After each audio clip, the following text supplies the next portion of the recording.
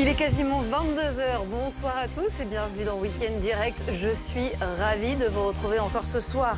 Et à la une, la réponse sur BFM TV de Danielle Obono, la députée de la France Insoumise à l'hebdomadaire Valeurs Actuelles, son dernier numéro.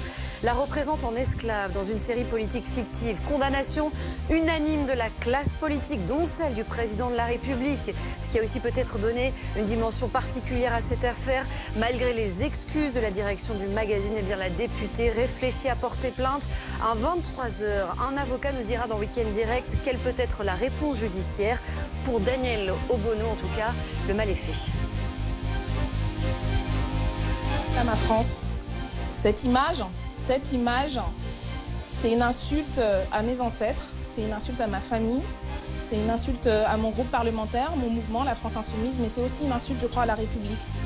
Nous parlerons aussi ce soir, bien sûr, avec nos invités des derniers chiffres de l'évolution de l'épidémie du coronavirus. 5400 nouveaux cas en France. Pas de quoi convaincre certains Français que le port du masque à l'extérieur est utile. L'acte 1 des anti-masques, c'était aujourd'hui dans les rues de Paris. Et quand nous verrons qui ils sont, s'ils sont nombreux et finalement quel est vraiment leur combat.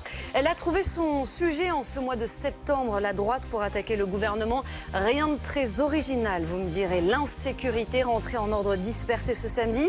Les attaques sont donc venues de toutes parts, de Valérie Pécresse qui réunissait ses troupes à Bruno-Retailleau lors de l'université de rentrée des Républicains. Aujourd'hui, l'insécurité, elle est partout en France. On a franchi vraiment un cap et ça n'est plus seulement l'exercice de l'autorité qui est contesté. C'est carrément son application, l'application de la loi républicaine. Voilà donc pour le sommaire de ce samedi soir. Week-end Direct, c'est parti.